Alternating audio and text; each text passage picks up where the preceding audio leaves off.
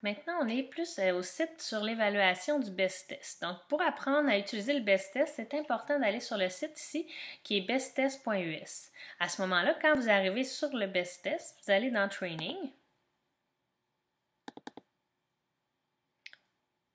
Et à ce moment-là, vous allez pouvoir voir le Mini BEST Test Web Portal. Donc, vous allez sur cette option-là.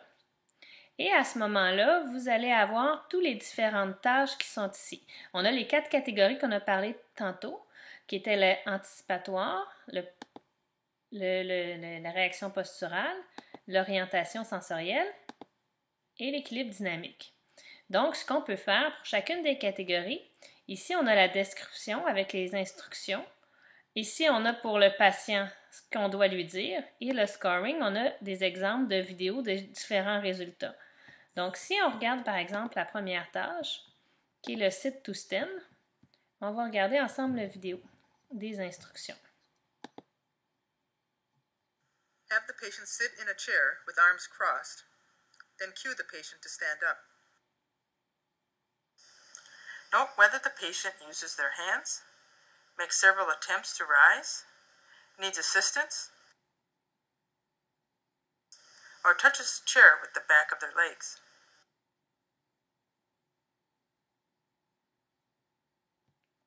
Donc, si on résume pour le Sit to Stand, la personne doit se lever sans appuyer ses jambes au niveau de la chaise et doit se lever sans l'appui de ses mains. Donc, les recommandations qu'on va dire aux patients sont les suivantes.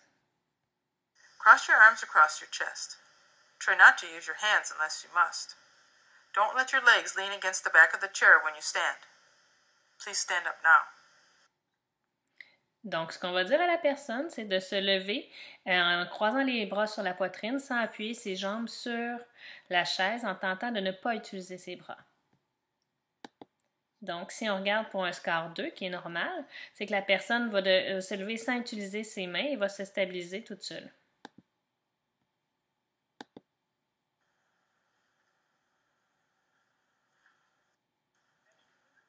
Et voilà, la personne se lève sans utiliser les mains, sans appuyer ses jambes sur la chaise. Maintenant, si on regarde un 1, c'est que là, elle doit utiliser ses mains.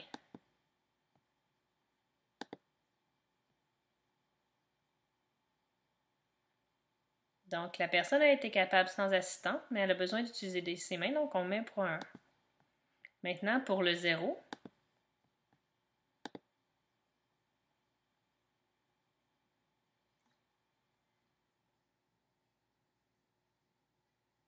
on voit ici la personne est incapable et même avec les mains, elle demeure encore incapable de se lever.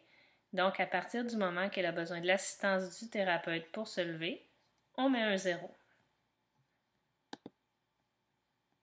Maintenant, si on regarde le Rise to Toe, se lever sur la pointe des pieds. Make sure the patient looks at a non-moving target 4 to 12 feet away.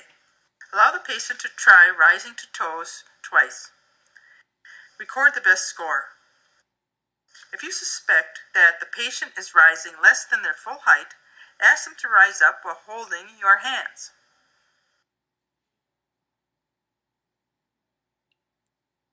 Donc, ce qui est important avec cette vidéo-là, c'est qu'on demande par 2 fois à la personne de se lever sur la pointe de ses 2 pieds. Pour avoir un score complet, elle doit se lever à sa hauteur complète d'amplitude. Donc, c'est important de valider la hauteur avant d'effectuer le test afin de connaître son amplitude normale. Donc, si on y va avec les recommandations aux patients.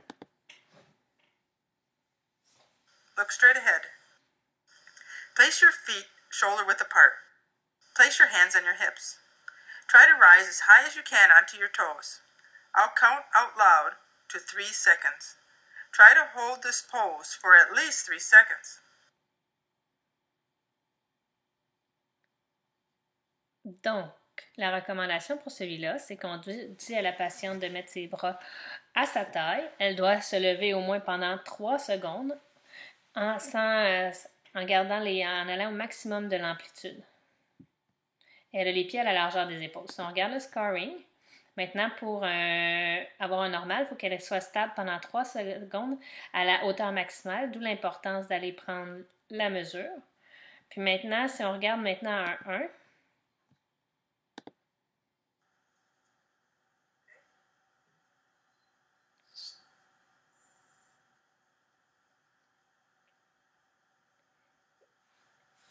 Ici, la patiente, elle ne se lève pas à sa hauteur maximale. Donc, on va le voir quand elle va être testée. Donc, la hauteur maximale.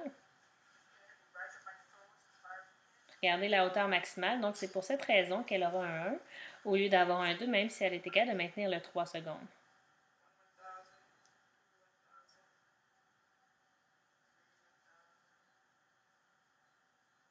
Donc, même chose pour celui-ci, il tient 3 secondes, mais pas à la hauteur maximale. Si on regarde, donc c'est soit instabilité pour 3 secondes ou incapable d'avoir l'amplitude complète. Si c'est sévère, ils sont incapables de rester 3 secondes. Donc ici, on voit la dame est incapable de rester même 3 secondes ou même décoller la pointe des pieds. Donc, à ce moment-là, on met un 0. Maintenant, le stand on one leg, on va regarder ici. Record the number of seconds the patient can hold one-legged stance up to a maximum of 30 seconds. Allow 2 attempts and record the best. Stop timing when the patient moves their hands off their hips or puts a foot down. Make sure the patient looks at a non-moving target 4 to 12 feet ahead. Donc, pour celui-là, le but, c'est de se tenir sur une jambe. On a le droit à deux tentatives et on note la meilleure des deux. Et on note aussi la meilleure des deux jambes. Ce qu'on doit faire, c'est rester jusqu'à un maximum de 30 secondes en équilibre en regardant droit devant et toujours les mains au niveau des hanches ainsi que le pied doit rester sans tenir. Donc, on arrête le chronomètre si la personne enlève ses mains sur les hanches ou dépose son pied. Donc, les recommandations aux patients sont les suivantes. Look straight ahead. Keep your hands on your hips. Bend one leg behind you. Don't touch your raised leg on your other leg. Stay standing on one leg as long as you can. Look straight ahead. Lift now.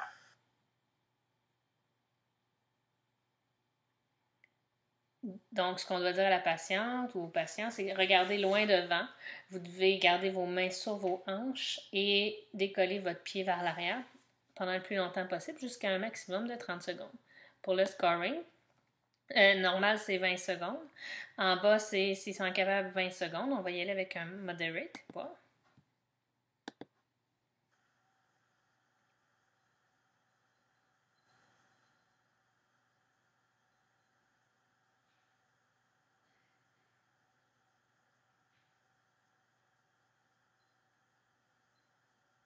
Donc, à 12 secondes, il perd l'équilibre. Donc, à ce moment-là, on va garder le moderate. Si on y va pour le sévère, incapable,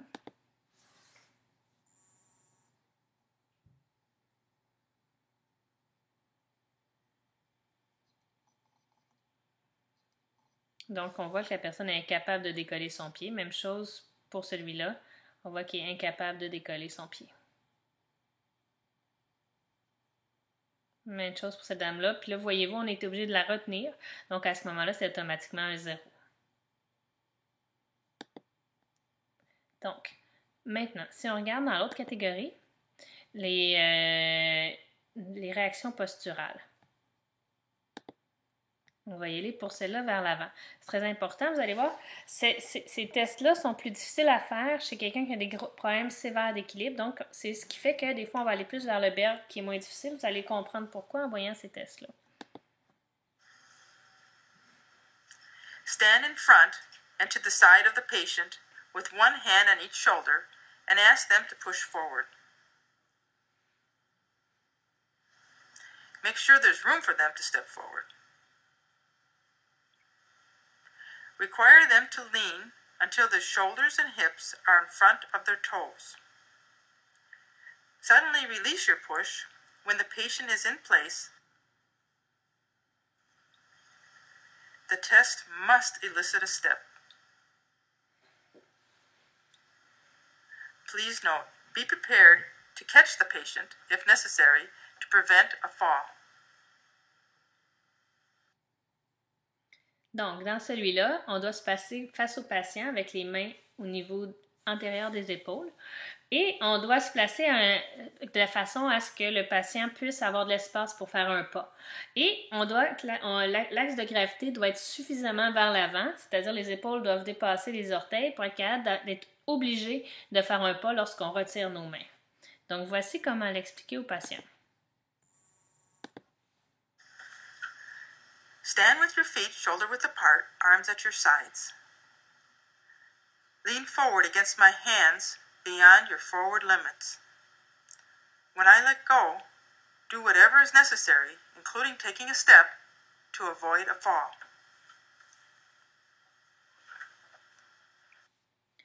Donc, ce qu'on explique, c'est qu'on dit appuyez-vous sur mes mains vers l'avant, en avant de votre centre de gravité. Et quand je vais relâcher mes mains, faites tout ce qui est en mesure du possible pour retenir une chute, incluant faire un pas vers l'avant.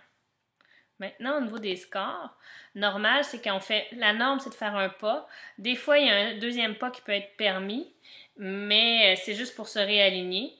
Tandis que moderate, c'est que là, il y a vraiment plus qu'un pas qui est utilisé pour refaire l'équilibre, puis sévères sont incapables de retenir. On a vu dans une des vidéos un qui était sévère. On va regarder c'est quoi la norme.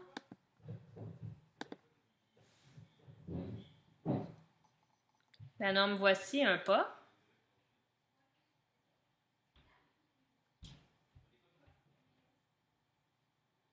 Voici aussi un pas. Regardez l'espace qu'elle laisse la thérapeute pour que le client avance. Et maintenant, si on regarde un 2, donc plus d'un pas. Regardez, il a réussi à se retenir, mais ça a pris nécessairement plus de pas que ce qui devrait être pris. Maintenant, si on regarde un 3, un sévère.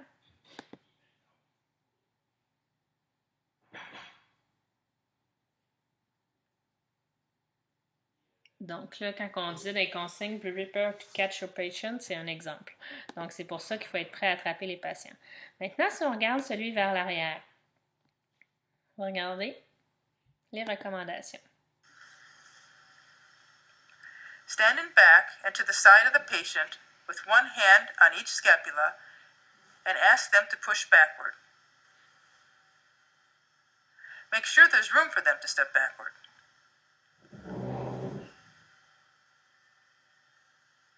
Require them to lean until their shoulders and hips are in back of their heels. Release your push when the patient is in place. The test must elicit a step.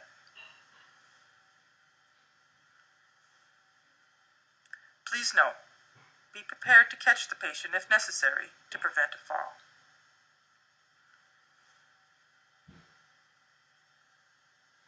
OK. Donc, pour celui-là, on se place à l'arrière. Encore là, comme celui vers l'avant, il faut donner de l'espace au patient pour qu'il puisse faire un pas vers l'arrière. Donc, encore là, on va vers l'arrière s'appuyer avec les mains au niveau des omoplates et on enlève nos mains au moment, en avertissant le patient, on va retirer nos mains. Vous devez faire tout ce qui est en mesure pour essayer de retrouver votre équilibre, dont incluant un pas vers l'arrière. Donc, si on regarde les recommandations,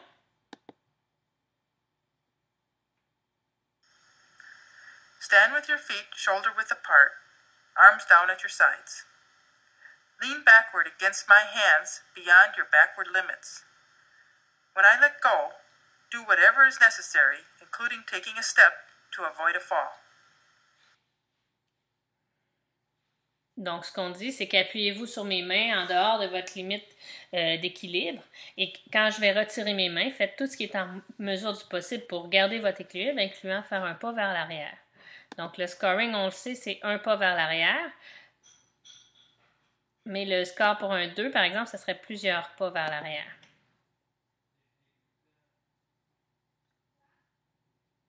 Donc, ici, on voit qu'il a fait plusieurs pas vers l'arrière, mais il a été capable de se retenir.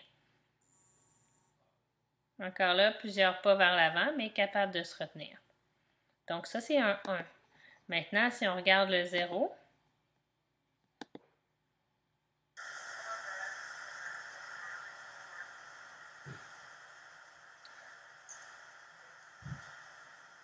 Donc là, on a dû rattraper sa patiente.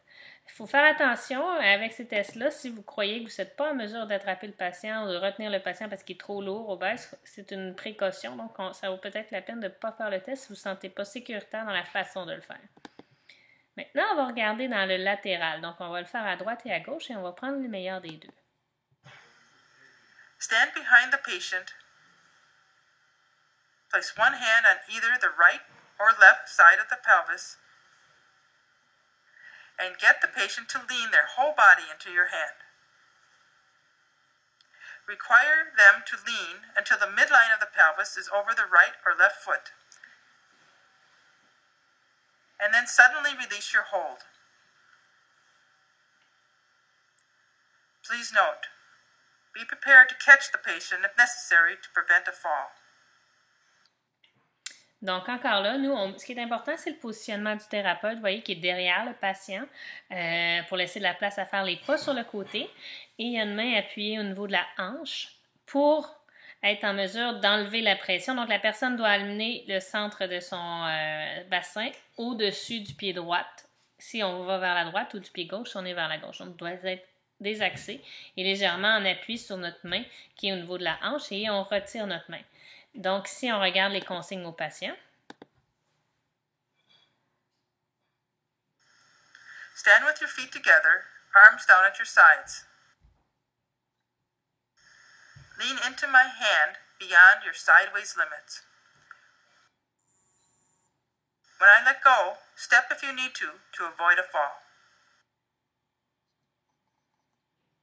Donc, ce qu'on dit à la personne, appuyez sur ma main au niveau de votre limite d'être capable de tenir l'équilibre.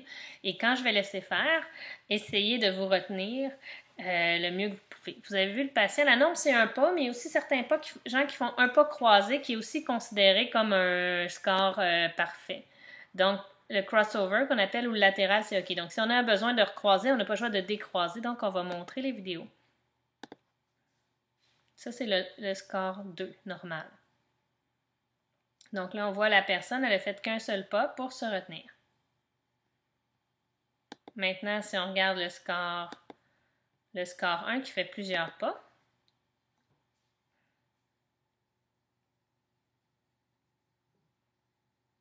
On retire la main et donc là, on voit plusieurs pas avec un petit déséquilibre aussi. Puis si on regarde le 0, c'est que là, il est incapable de tenir. Donc, c'est nous qui devons retenir la personne.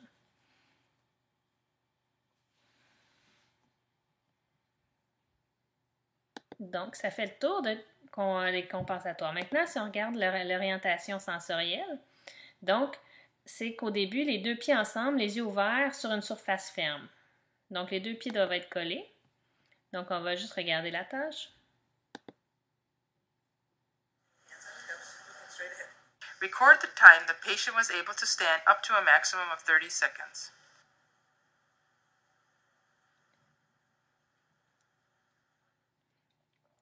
Donc, encore pour celui-là, ce qu'on va demander, c'est de mettre au patient de mettre ses mains sur les hanches, les pieds collés, de regarder devant, et on calcule un 30 secondes. Au niveau du scoring, 30 secondes, c'est normal. En bas de 30 secondes, c'est sous la norme. Puis s'ils sont incapables du tout, c'est un 0. Maintenant, l'autre étape, c'est les yeux fermés sur une surface de foam. Donc, on regarde.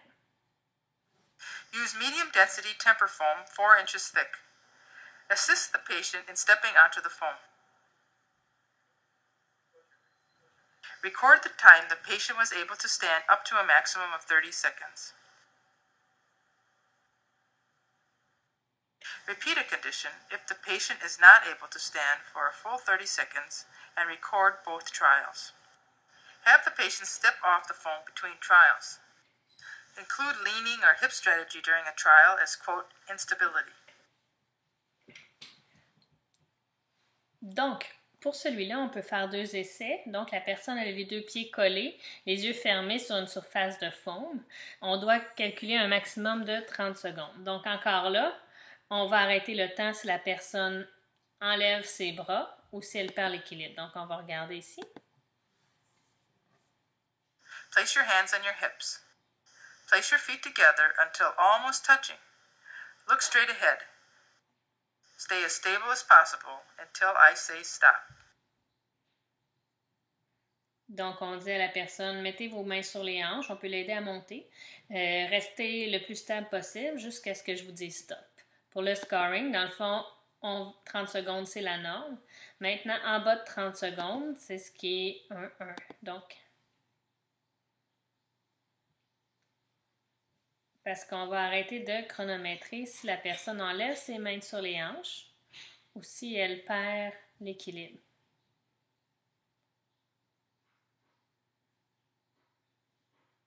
Donc, la personne a perdu son équilibre à 12 secondes dans ce cas-ci. Donc, on va mettre un 1. Si on regarde maintenant un sévère, on peut utiliser un bandage si les gens ont de la misère à fermer les yeux, un bandana pour mettre sur les yeux.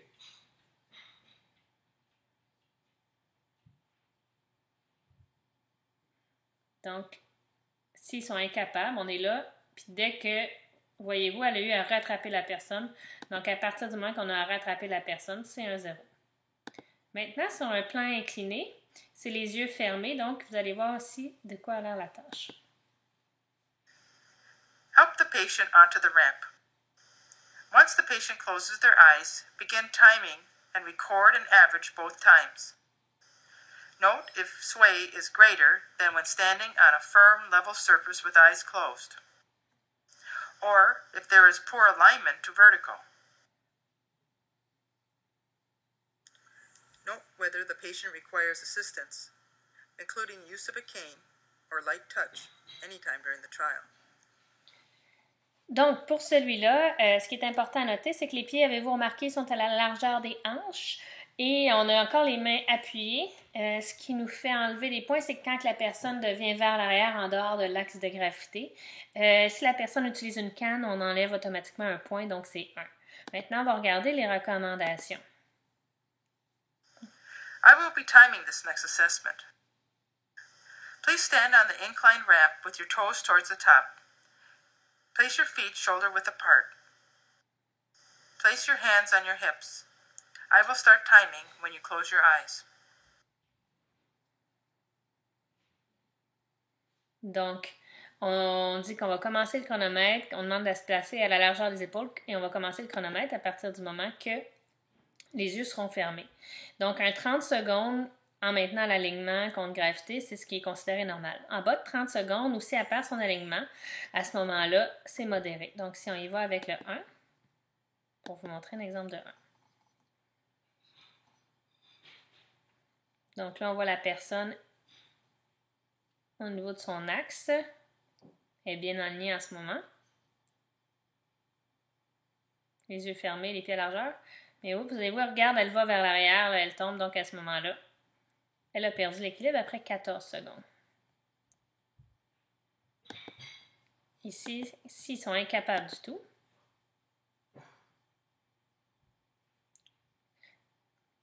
donc même pas une seconde, donc à ce moment-là, c'est un sévère. Encore là, sévère incapable. Maintenant, l'équilibre dynamique. Donc, c'est la dernière section. La première, c'est le changement de vitesse à la marche. On va regarder le premier exemple. Allow the patient to take 3 to 5 steps at their normal speed, and then say fast. After 3 to 5 fast steps, say slow. Allow 3 to 5 slow steps before they stop walking. Donc, vous avez vu, sur la distance d'à peu près 6 mètres, on demande de faire 3 à 5 pas à vitesse normale. En plus, après, on lui dit rapide pour 3 à 5 pas et on lui dit lentement pour 3 à 5 pas. On évalue l'habilité des patients à changer de vitesse. Donc, maintenant, si on regarde les consignes aux patients. Begin walking at your normal speed. When I tell you fast, walk as fast as you can. When I say slow, walk very slowly. Donc, on dit, on va commencer de marcher à votre vitesse normale. Quand je vais dire vite, vous allez marcher le plus rapidement possible. Et quand je vais dire lentement, vous allez marcher le plus lentement possible. Pour le scoring, c'est qu'on va observer des changements de vitesse sans perdre d'équilibre. Donc ici, on voit qu'on observe un changement de vitesse et on ne voit pas de perte d'équilibre, donc ça serait un 2. Donc là, elle marche normalement, rapidement, lentement, sans perdre d'équilibre. Maintenant, si on regarde un 1,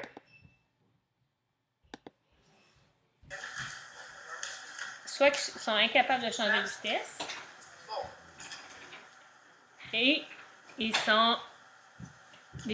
y a des signes de perte d'équilibre. Donc ici, on voit que là, il y a des signes de perte d'équilibre, puis avec le petit piétinement, on voit que c'est difficile.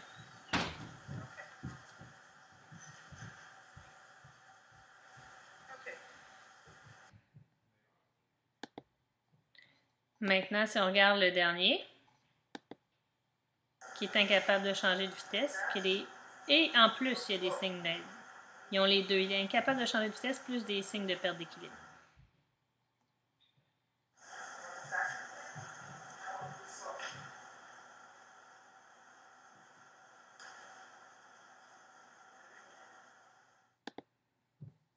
Donc,